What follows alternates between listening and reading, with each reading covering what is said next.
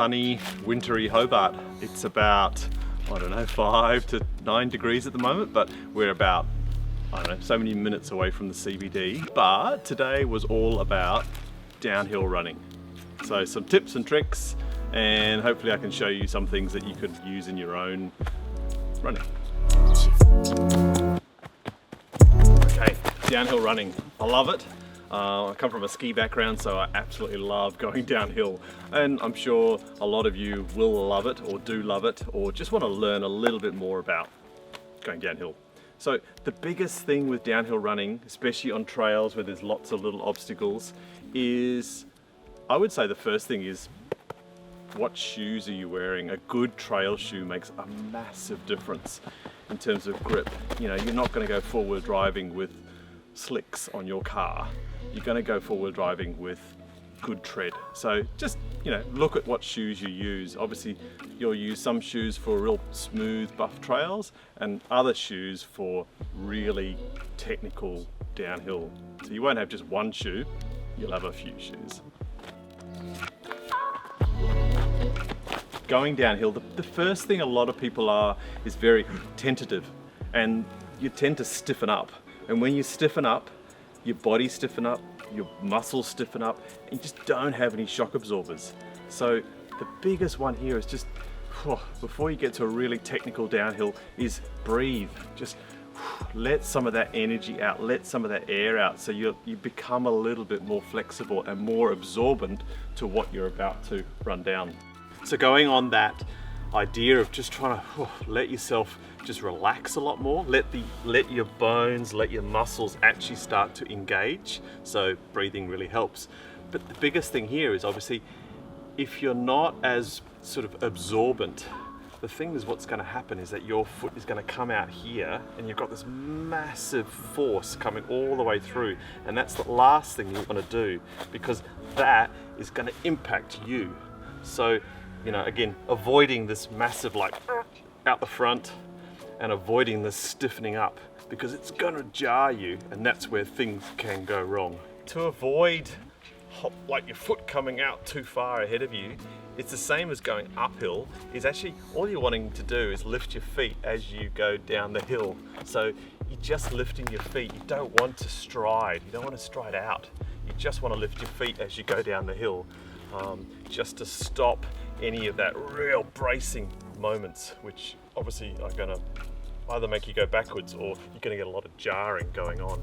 So it's just the lifting of your feet as you go down the hill. That's all you're doing. If we want to relax into this running down the hill to be able to let our body kind of absorb, I kind of think of like a mogul skier. A mogul skier allows this to happen. There's no jarring at all. So the idea here is to really use these things and these things, and you basically, if it gets really steep, you start to go down a little bit more. If it's not so steep, you're coming back up again. So you're allowing this to kind of like go up and down as it gets steeper or more technical. It actually helps slow you down as you go down the hill, but it's allowing these two things to engage, not this jarring again. Okay, another little trick, and you'll see it in some of the runners. It's like, you've got these things for a reason. I call it like, you know, when you see those big Godfrey's vacuum cleaner signs where they're on a sort of a, I don't know, they're basically to attract your attention, but it's a good one to think about when you're coming down the hill, is allow your hands to, you know, like balance you as you run down the hill, because it's not going to be all perfectly uniform. You need these things as almost like parachutes or balance aids, so don't be afraid to use them. You might look silly, but it does work. So running on this terrain, as you can see, there's rocks, loose rocks, leaf litter.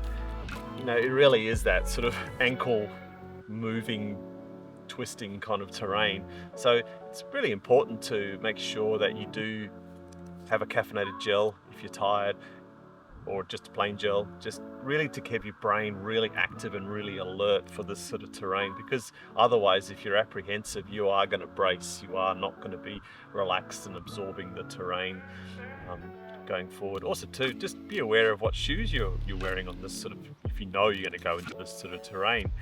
The higher the stack of the shoe, you've got more likelihood of rolling. not what you want. So just ensure, you know, like, have a look at what shoes you use or purchase or whatever it is. If you are loving this sort of terrain or wanting to run on more of this terrain, is the lower the stack height, the better. Just when I say stack height, it's just how high is that cushioning? If it's really high, makes sense on, you know, longer, smoother trails, but on more technical trails, you want something a little bit lower to the ground, less likely to roll. Okay, you've just come down this big long section here, and now all of a sudden your vision has got this really rough terrain. Of course, the first thing you're going to do is like, whoa, whoa, whoa. But again, it's that same thing. Try and absorb a lot more. So get yourself as low as you can when you're coming down these sections to allow the body to be able to react to what's coming to you. The more you stiffen, of course, the more likelihood of slipping. So all these little ideas and tips and tricks is to really help you be able to run down this terrain more efficiently, and also too with less impact, so that you don't, you know, obviously twist an ankle, you break, fall over and so forth, and so that you don't, again, fear the downhills. You actually are going to start enjoying them. It takes practice. Just keep practicing it. Maybe just practice 1 or 2 things at a time. Maybe challenge yourself a little bit on, you know, even more steeper terrain or looser terrain.